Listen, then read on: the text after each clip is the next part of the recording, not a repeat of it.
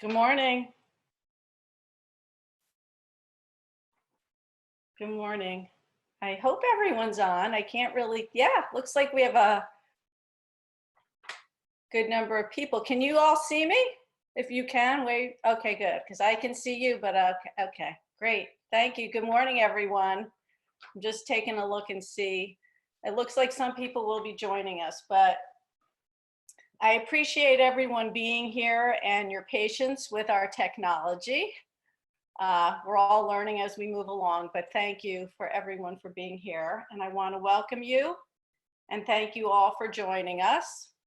For those of you I don't know, I am Lauren Islin, and along with Alan Lobel, we are your JNF breakfast event co-chairs. It is my honor to welcome you to our 6th annual breakfast and our first ever virtual breakfast. So hopefully everybody's enjoying their breakfast and coffee at home.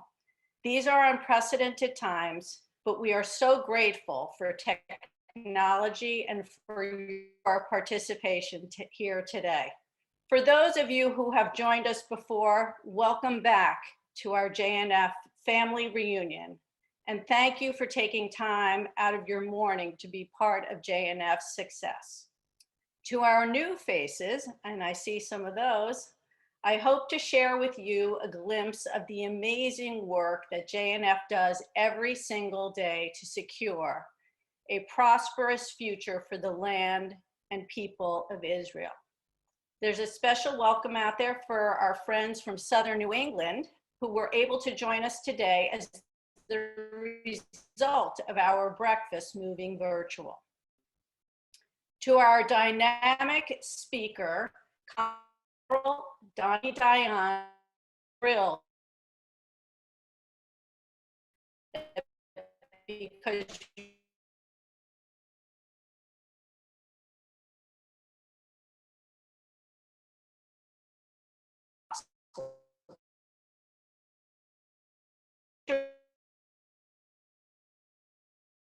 our sponsor, our friend, hopefully you wave if you can still hear me.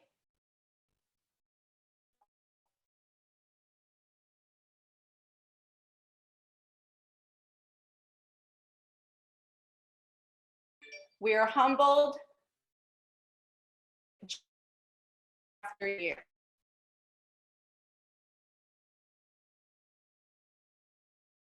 Looks like I've been frozen, so hopefully, I'm not sure if you can hear me, but you can, whoever's there. Can you hear me? Good. Okay, thank you to my seagull friends who I keep seeing. Okay. Again, thank you to our and our professional team who made this all possible. And you just saw the list of our sponsors and our supporters. We are humbled by your continued generosity year after year, and especially this year, as our breakfast honors the life of our dear friend, Jane.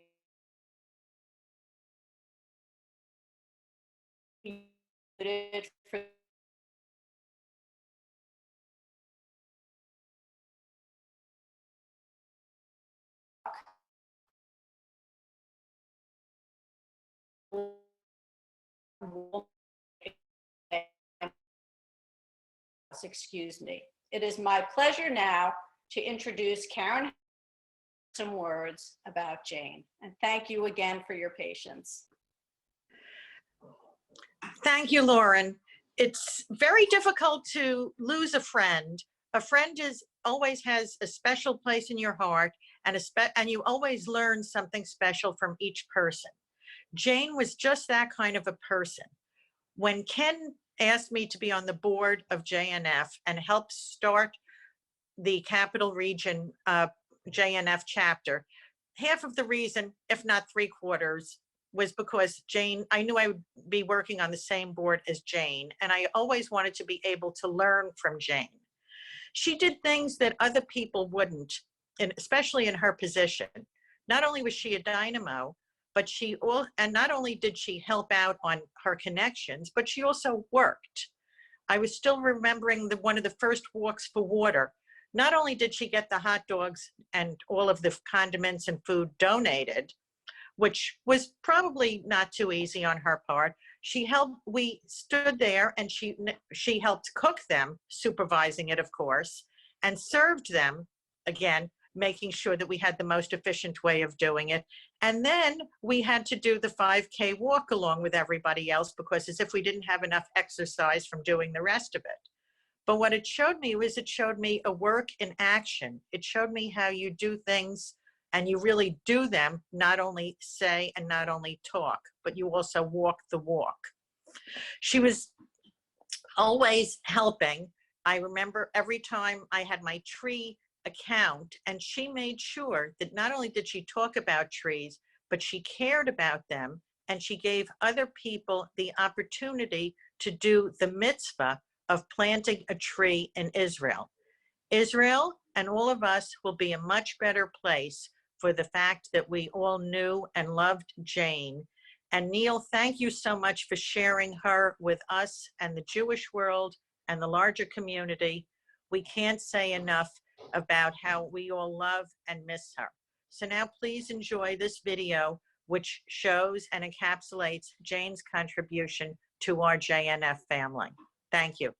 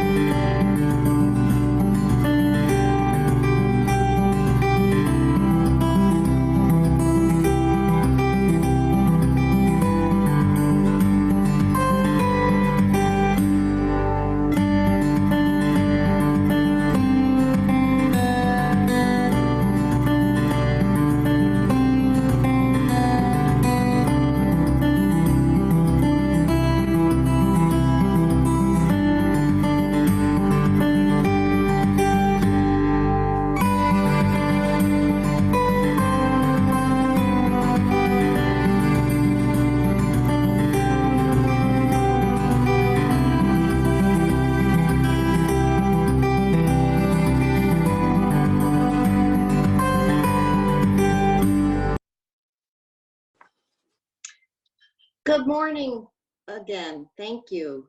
I'm Mara Ginsburg. I'm the president of the Capital Region JNF board. And thank you, Karen, for that very moving tribute to our dear Jane. I am actually the Capital District president, as well as JNF presidents and Women for Israel Sapphire Society. They're both major donor societies.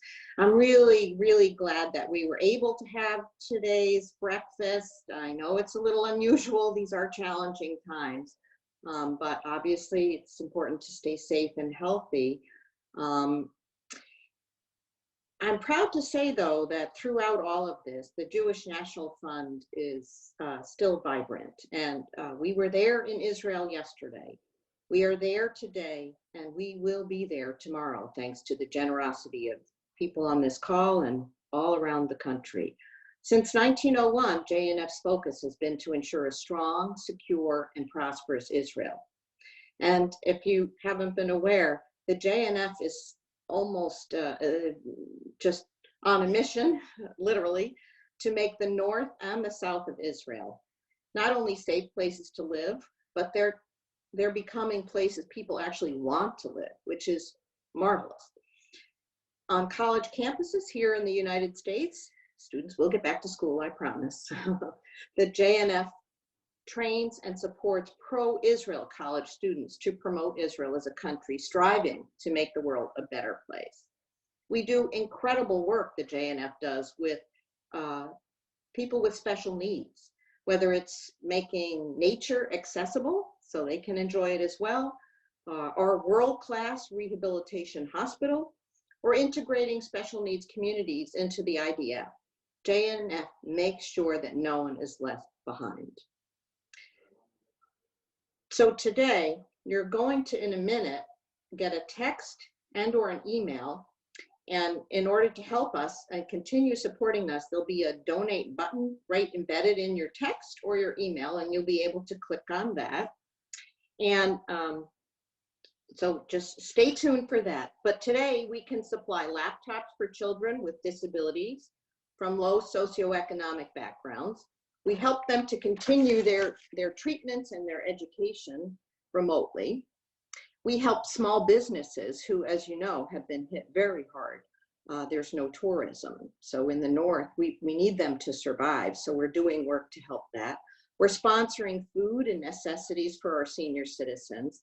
And we're helping people who are seeking jobs in the Negev and the Galilee find employment. So again, we're going together as a community, help to build the nation and make lives better. And something you should know, in case anybody has a little bit of a competitive spirit, the Capital District, from all the breakfasts all around the country, has the largest percentage of donors who come to the breakfast. They all donate. And I'm not even talking amounts, but just stepping up and making a donation. So we're the leader, and we want to stay there. So thank you. So right here, right now, you can join and make a contribution. And no matter what size, it will help us maintain that status. But most importantly, it will help us support Israel. And for the women in the group, today is May, it's Women's Month. So every gift made by a woman in the room will be matched dollar for dollar. So again, we're not handing out envelopes this year. So you'll be getting a text and an email. So whichever method works best for you, you can click on that, and we'll be able to show our support. And we're going to give you a little bit of time to check your phones and your email to make that donation.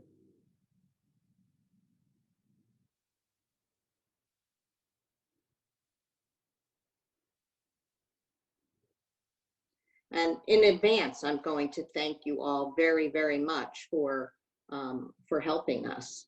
And I've just gotten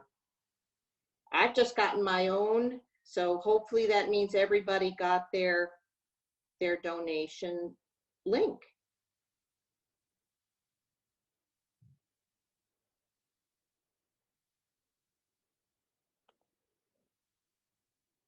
And of course, if you have any issues with making a donation during this time, you know, we'll find a way to make it work. Let me know, let Rena Wagman know, so we can make sure it happens.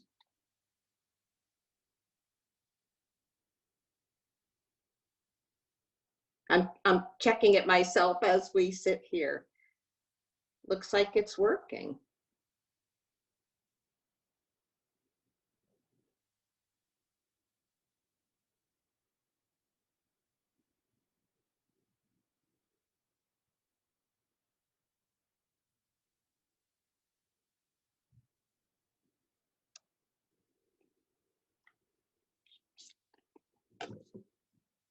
So I'm doing it myself. I'm typing in my credit card.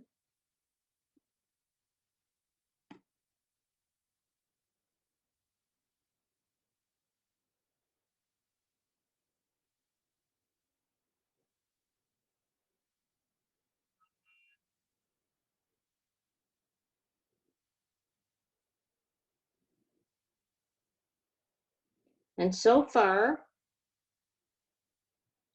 it's going along.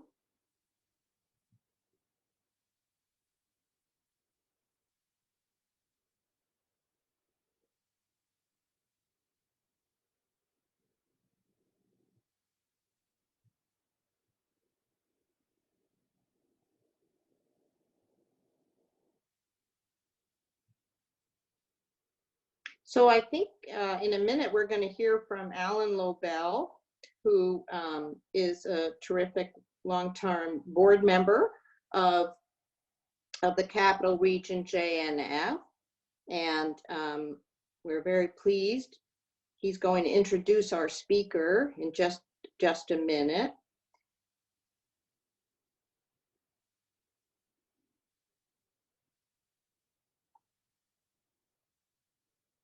Good morning. There he is. Good morning, and thank you all for your support of JNF. Very, very, very much appreciated. My name is Alan Lobel, and I'm co-chair of this event with Lauren Islin, and proud member of JNF's Herzl Major Donor Society. It's my privilege to introduce you to one of Israel's most dynamic and thoughtful public servants and diplomats. Right, Dana? He is a respected diplomat and who works day in and day out to advance Israel's interests with politicians, journalists, and communities in New York and surrounding states, winning the respect of people across the political spectrum. He is a business savant who founded the IT company Elide Systems at age 26 and grew the company to more than 500 employees before choosing a life of public service. He is also the leader of Yesha Council, the largest organization representing Jewish communities in Judea and Samaria. Ladies and gentlemen, it's my pleasure to introduce a man what the New York Times describes as both articulate and charming, the Consul General of Israel in New York, Dani Dayan.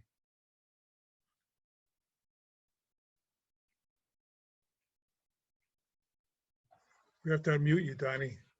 I think I am unmuted now, right? Now you're unmuted. Perfect. Okay, thank you so much. That's the new way to say hello is I am unmuted or not. Do you hear me? That's the new protocol. Thank you so much for joining us this wonderful JNF event.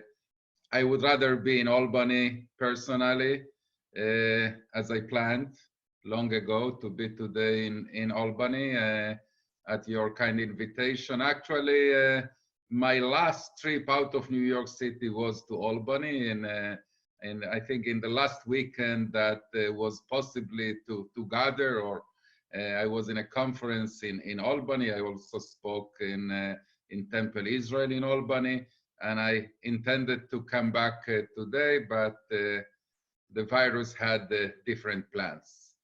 I am also particularly happy to be in a JNF event.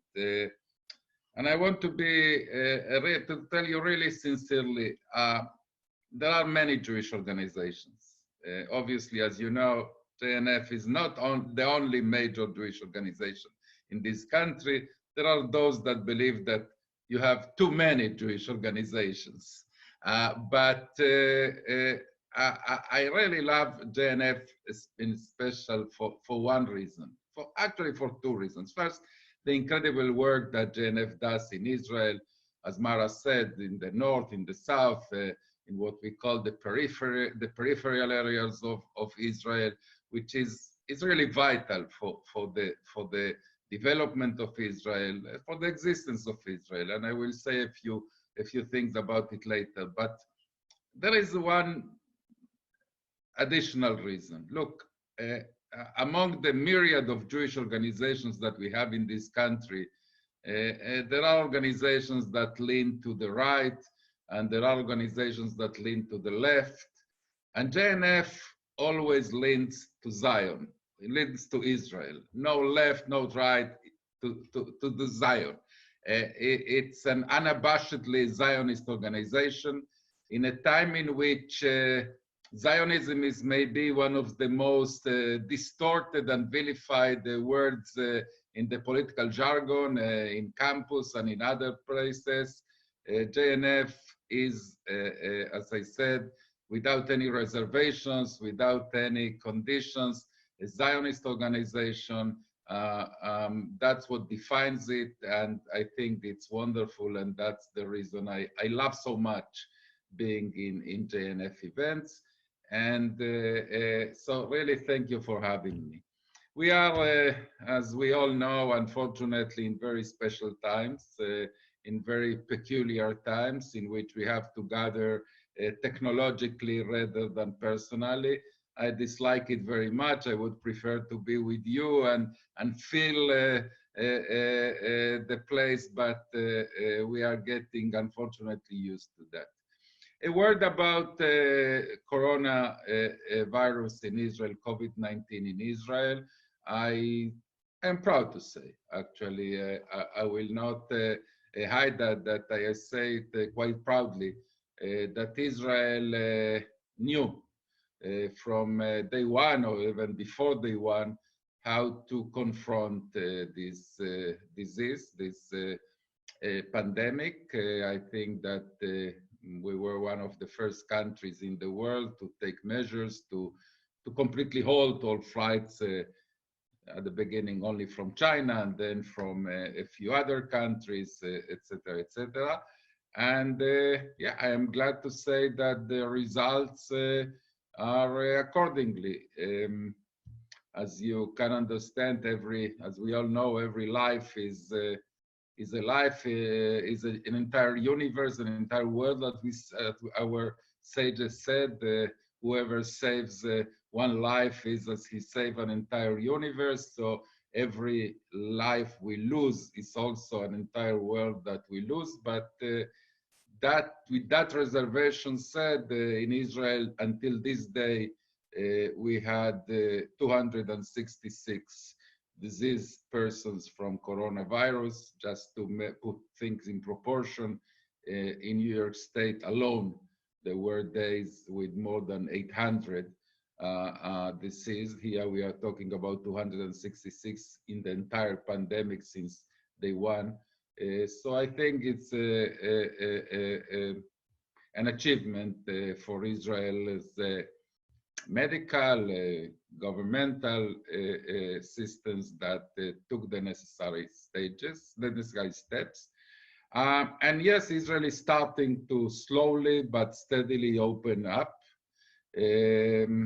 I don't want to intervene in the domestic battleground that is going on in this country, whether this country should open up or not, which states should open up, which regions should open up.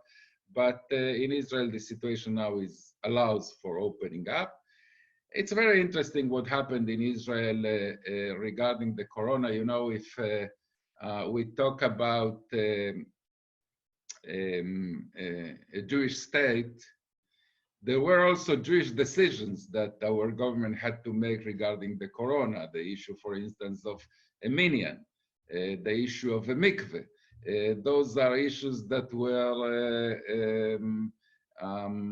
peculiar to the Jewish state, that the government has to decide whether praying in minyan, davening in minyan is possible or not. I don't think any other government in the world considered that.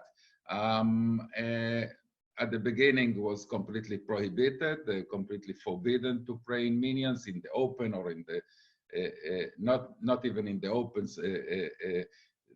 keeping social distancing. And then an amazing thing started developing, what is called the balcony minyans. Neighbors in their balconies would join for a minyan. That was a very moving sight. Now the new rule is that in the open, 19 persons can daven together. Why 19 and not 20?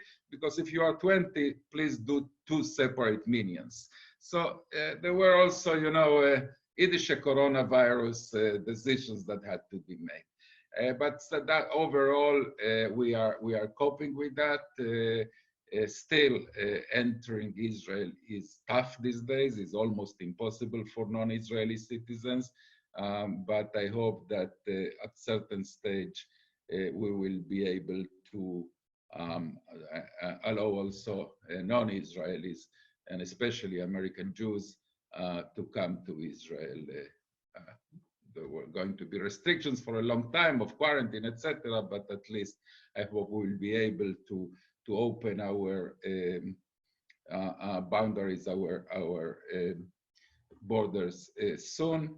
You know, I say lately that there are many things that try to separate us. There is a vast ocean between American Jews and Israeli Jews, but our hearts, as JNF proves, and this gathering proves, beats in unison.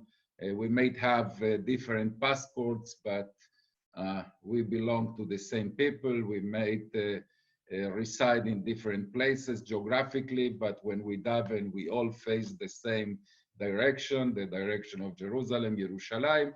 And now this coronavirus again tries to separate us even technically from more than a dozen daily flights from North America to Israel. We are kept now with only one daily flight from New York to Ben Gurion. But even that will not be able to separate spiritually and sentimentally Israel and the American Jewry. In other news, I thought, and probably I am a naive person, I thought that when we will gather, we will meet this morning, we will already have a government in Israel. You know what, we became addicted to elections. In the last year or so, we had 3 rounds of elections. That's more than the Palestinian Authority had in more than a decade. No, we still don't have a government, although it seems that on Sunday it will be sworn in, a government that is a kind of joint government with a two-headed government. Again, the ingenuity of Israel that does the startup nation also creates political structures that probably the world haven't seen yet. A country with a prime minister and an alternate prime minister, and then they will switch jobs. Yeah, it's unconventional, but Jews were never a conventional people. It will be headed in the first year and a half by Prime Minister Benjamin Netanyahu, and then by Benny Gantz, the former Chief of Staff of the Army. Again, until I learned that in Israeli politics, until it's done, be cautious, but it seems that on Sunday we will have a government at last after 3 rounds of elections and I think 400 and something days with an interim government, which is a nice definition of interim, more than 400 days for a government. You know, I remember when in the midst of the political crisis in Israel, I was in New York in an event one day, and I bumped into the Catholic Archbishop of New York, Cardinal Dolan, and he told me, Ambassador, how the political crisis will end in Israel. And I told him, Your Eminence, that's the way you refer to the Cardinal, Your Eminence, only God knows, and you speak with him more frequently than I do. So please, you ask him and tell me how the political crisis will end. And since then, I was really terrified that he came back to me and tell me I asked him, and even God has no idea. But apparently, God made the decision, and a government will be formed this Sunday. The challenges that this government will face are daunting. You know, as I said, we succeeded to cope with the coronavirus at this stage, but no one guarantees that we will face a second wave, and the decisions that the government is taking these days of opening up the economy and recreation and other things, outside gatherings, etc., they are risky. They are risky, as you understand, and the new government will have to watch closely the numbers, as Governor Cuomo says frequently every day, almost from Albany, give me the numbers. We will be driven by the facts, and we will monitor closely how this opening up of the economy, of the social life, gradually influences the numbers, and make decisions accordingly. As I said, I hope that one of the decisions that we will be able to make is to open again our borders to visitors from outside. So what Israel are we seeing as we celebrate our 72nd year of re-existence? And I say 72nd years of re-existence because Israel is basically 3,000 years old. It's also 72 years young, but it's also 3,000 years old. And yesterday was May 14, in the Gregorian calendar, Yom Ha'atzmaut, the day in which David Ben-Gurion made that historic proclamation. I think that, well, Corona obviously can change a lot of things and did change a lot of things. But I think that we entered our 73rd year of re-existence in a situation, in a status that our founding fathers couldn't have dreamt of. I think that Israel today is stronger than ever, is more prosperous than ever, and has the best international relations than ever. And I would like to say a few words about each one of them. But before I do that, I would like to share with you maybe a somewhat philosophical thought on that matter.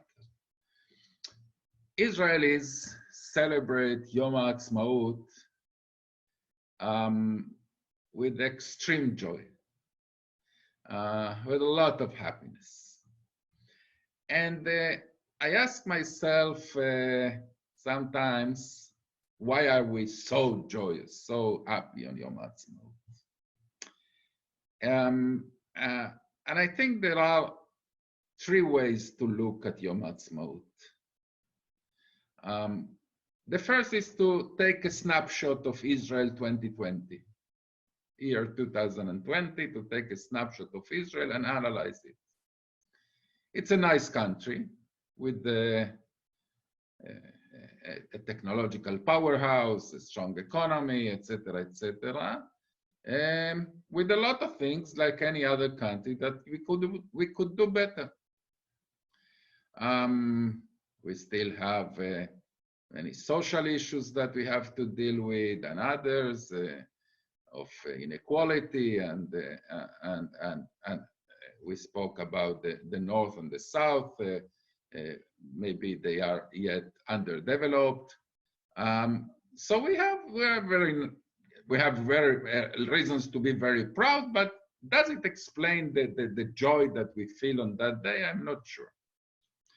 The second way to look at it is to take two snapshots. To take a snapshot of Israel in 1948 and a snapshot of Israel in 2020 and compare the two. That is mind-boggling. It's incredible. I mean, what we achieved in 72 years, the way we moved from a precarious country that barely existed. It was, in some senses, it was a miracle that it survived. Militarily, but not only militarily, the fact that 500,000 Jews absorbed, welcomed with open hearts more than 1.5 million refugees, basically, from the Shoah, from the Holocaust, and from the Middle East, etc., etc., and became what it became. We reunified Jerusalem. we became economically independent. We made peace with Egypt and Jordan, etc., etc. I think it's mind-boggling. It's really miraculous. So that explains the joy of Israelis in Yom Ha'atzmaut. But I think there is a third way that to look at it that fully explains the joy. And that is not one snapshot or two snapshots. It's to see the entire film. The entire film that started 2,000 years ago when we were expelled from Eretz Israel, from our homeland, and what we went through 2,000 years in which, yes, we had golden eras too, but basically 2,000 years of persecution and oppression and discrimination and massacre that culminated with the Shoah. And when you see that, when you look at Medinat Israel, the state of Israel of today, in the perspective of 2,000 years of tragic Jewish history, then you understand. You understand that we are the most lucky Jewish generation in 2,000 years, and we had so much to be thankful for and so much to celebrate. And that explains the joy that Israelis and Jews all over the world feel in Yom Ha'atzmaut. So where are we? I said that we are stronger than ever, and you know, strength is a necessity. It's not something that you have to see necessarily as an achievement, because it was a necessity. We had to be strong. We have to be strong in order to defend ourselves, and we had to build a military as maybe one of the strongest military and the most capable and innovative militaries in the world, because we had to. But Israel never sought war. On the contrary, I would say that even as we have one of the strongest militaries in the world, I think that we will never we will never adopt the values of Sparta. We will always continue to have the values of Jerusalem, of peace and prosperity for everyone. But yes, we have today, we are strong, and one interesting observation that I would like to share with you on that respect. We grew up knowing as an axiom, as something that doesn't need proof, that Israel has a conflict, is at war or has a conflict with the Arab states in the Middle East. Actually, that's not true anymore. We didn't probably made the switch in our minds yet, but it's not true anymore. We have a conflict with the Palestinians. We didn't solve it yet. But with the Arab states, we are not in a conflict. We are not at war. We have peace treaties with two of them, with Jordan and with Egypt. If you travel, when it will be possible to travel again to places like Morocco or Tunisia, you will hear a lot of Hebrew in the tourist attractions, in the markets, and in the cities of Morocco, Tunisia, and other Arab states in North Africa.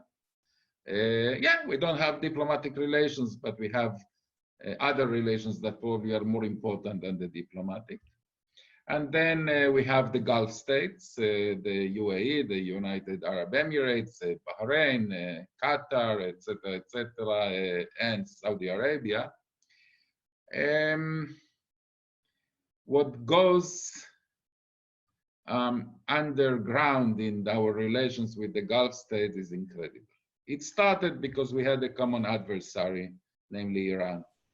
But it developed with the moment the Gulf states saw what Israel can contribute to them technologically, economically, etc., the relations today are flourishing, even if they are mostly undercover. But I don't think there is I think we are beyond the point of no return. So we have basically two Arab countries in which you can say we are at war with or have a conflict with. It's basically Syria and Lebanon. But think about it again. It's not with Syria or with Lebanon that we have a conflict.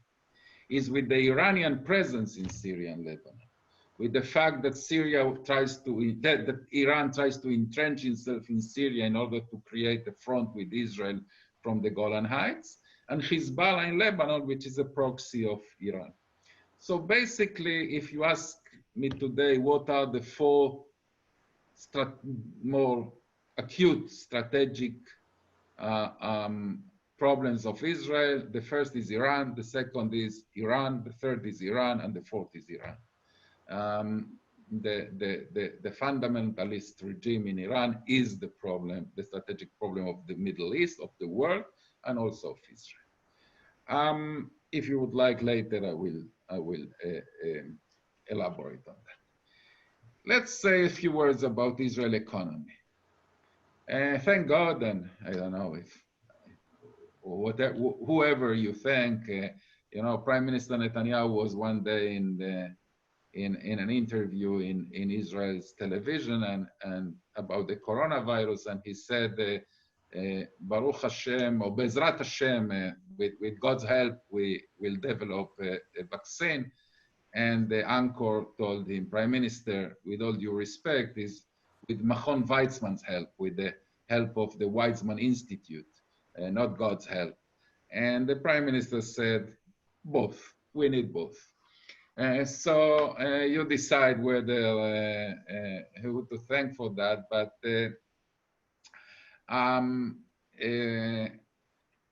we entered this coronavirus crisis with a very, very robust economy. Our unemployment numbers, for instance, were an all-time low 3%, which is basically zero. You never can achieve zero unemployment practically.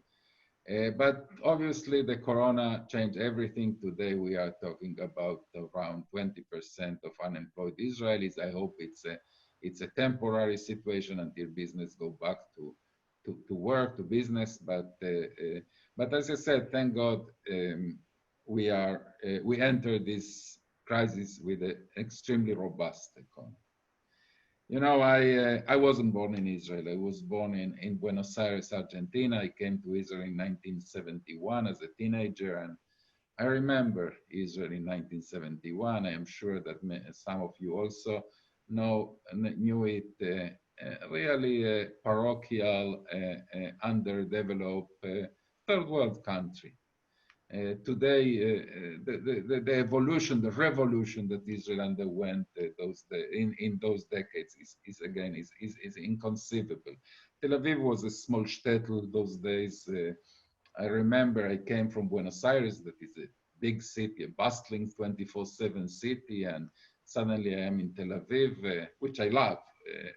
I loved it also then, but I remember, for instance, Israel had then only one and only television channel, black and white, owned by the government. The broadcast would start around 7:30 p.m. and end at 10 p.m. with a tikva. 10:01 all the lights went off in Tel Aviv. 10:02 all Tel Aviv was sleeping. By the way, Haifa was already sleeping 2 hours. And today you come to Tel Aviv, is unimaginable, the difference. For instance, the fact that people come to Tel Aviv, and even to Yerushalayim, not only to Tel Aviv, for a week of gastronomic hedonism. I mean, there were no restaurants, decent restaurants those days in Tel Aviv in the 70s. Then we had 400% inflation. Today, the shekel is the strongest currency in the world, probably. And I remember, for instance, one day I was already in the high-tech business, and in an area of Tel Aviv that is called Ramat HaChayal, is the kind of part of the Israeli Silicon Valley. And one morning in the 90s, I woke up and I heard that one of my neighbor companies, ICQ, was acquired by America Online by $400 million. That was in the 90s. And in addition to being jealous, I remember that I said to myself, it can't be true that an American company pays $400 million for an Israeli high-tech company. It can't be true. It was, obviously. But today, $400 million don't make the news. A deal for $400 million don't make the news. Almost every month, an Israeli company is bought by more than $1 billion. And actually, in 2018, we shattered what I believe was the new glass ceiling of more than $10 billion for one Israeli company. We did it twice. Mobileye, a company in Jerusalem in the area of autonomous vehicles without drivers, was purchased by $15.5 billion by Intel Corporation, a complete revolution in Israel's economy. I remember days when we barely had dollars in our coffers for 2-3 months of imports. Today, the Bank of Israel has more than $100 billion in its reserves. And finally, I said I will say also a word about our diplomatic arena. We hear a lot about BDS. BDS is, in my view, the greatest failure humanity has known. Maybe I'm exaggerating a little bit, but if Israel's economy is so strong, so robust, that means that BDS is a big fail. If the cultural scene in Israel was so vibrant before the corona, that means the cultural BDS was a failure. Yes, we have issues in campuses, in the academies, but really in Israel, in regular days before the corona, you only have to choose who you like. It's Madonna or Lady Gaga or I don't know, Paul Anka for the oldies or others. And they were in Tel Aviv every year almost. So Israel enjoys today the best bilateral relations with the world that we ever had. I will just give you one small glimpse. 2 small countries, India and China. We didn't have diplomatic relations with either one of them until 1992. No diplomatic relations. And today the relations with India are intimate, really intimate. There is no other word to describe it. With China, not so intimate, but there is a very good relation.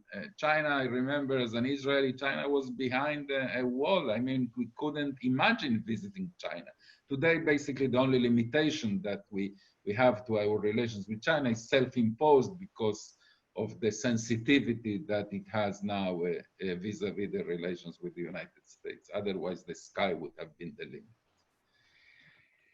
And with Latin America and many other places, we have really incredible alliances, except probably some countries in Western Europe. There we have some issues, but all other places, Israel is really flourishing in its diplomatic relations. I want to conclude before we open it for Q&A for maybe for me is the most important issue. And the issue is, I already hinted to it, the relations between Israel and the American Jews. And I would say this. I ask myself frequently if our contemporary Jewish generation has, I would say, an extra mitzvah that is particular to our generation. And I want to explain what I mean. There was a Jewish generation, for instance, that had the extra mitzvah to try to save the European Jewry from extermination in the 40s. They failed. In Israel, they failed. In Israel, they failed. In America, they failed. By the way, probably it was impossible to succeed. I'm not judging, only describing. Then came a Jewish generation that had the extra mitzvah to try to liberate the Soviet Jewry, to bring home the Ethiopian Jewry. And thank God they succeeded. That generation succeeded. Do we have a particular special mission or mitzvah in our contemporary Jewish generation? I think it's not so clear. Yeah, we have BDS, as I said, to combat anti-Semitism, but they are not of the magnitude that I just referred to. I believe we have two. The first one is to guarantee the existence of the state of Israel, not just the existence. The existence is too basic. The existence of Israel as a robust, thriving, successful, strong country, Jewish state. And the second one, is to guarantee the continuity of Jewish life elsewhere. To guarantee that the really miraculous chain that started thousands of years ago with Abraham and Sarah, is not broken, that chain, in our generation or children or grandchildren generation, to guarantee continuity of Judaism, of Jewish life in all its manifestations. And I want to conclude by saying this. God forbid from a situation that each one of the two large Jewish communities of the world, Israel and America, chooses to see itself responsible of only one of those mitzvahs. Israelis will say, we are responsible for the existence, the success of Israel. And American Jews will say, and the American Jews will say, we are responsible for the continuity of our Jewish life here in America. That, in my view, will be a tragedy, because it means that in some senses we will become two different people. I don't think it will happen, but we have to be sensitive, to be aware of it. I think that is essential, existential for us to have cross responsibility. Israelis and the state of Israel should see itself responsible for both of them, and American Jews should see themselves responsible for both of them. And I believe that that's the situation, but we have to keep that way. And I want to conclude by thanking JNF. I think that JNF is one of those organizations that understands that better, that does it better, and understands that Israel and American Jewry are not two different causes, are one cause, one people, with a common mission, with a common past, with a common present, and a common future. Thank you so much for your attention. I hope that you are still with me there. I don't see you. And if you would like to open it for Q&A, I will be glad to do that. Dani, thank you so very much. It was absolutely inspiring, and I think we all learned so much. Unfortunately, we're running out of time, so we won't be able to have our session of Q&A, but you actually answered all the questions that we received. So that makes it perfect for us, even more so. So with no further notes, I want to pass the floor to Ken Siegel. Thank you, Dar. Thank you, Consul General, for your incredibly informative and inspiring remarks. We are honored that you made time to speak with our Capital Region JNF community this morning. My name is Ken Siegel, and I am the JNF National Vice President of Communities and Regions and a member of the JNF National Board of Directors, Capital Region Board, Miami Regional Board, and I'm a member of the World Chairman's Council and King Solomon Major Gift Societies. Thank you again for joining us this morning to support Jewish National Fund. I hope that you not only learned more about the transformative work JNF is doing in Israel, but also are feeling of inspired as I am. Even from our homes, we are one family. But next year, we will again gather together, but hopefully in person. Okay, pack up your bags. We are traveling to Israel on a JNF mission via our own living rooms. JNF has planned a virtual mission to Israel just for people that live here in the capital region. The mission will start Monday, May 25 at 4 p.m. for 4 glorious days in Israel. We will be led through Israel by a professional Israeli guide who will be joining us from Israel. We will visit classical tourist sites such as the Western Wall, as well as sites that JNF has put its fingerprint on, such as the Eshkol region along the Gaza border, for about an hour a day, after which we will take a break and then regroup at 6 p.m. to have dinner together and talk about our day's travels. The bus is limited to 20 participants. This is a unique and exciting way to see Israel, and most importantly, to support our guides who are out of work due to the current situation. For more information and to sign up, please contact Rena Wegman at JNF. You can also see more information about this special opportunity on your screen. I encourage you to get involved with JNF and make your gift by text or online if you have not already done so. Thank you for your support, and this concludes our program. And I hope to see you in person very soon.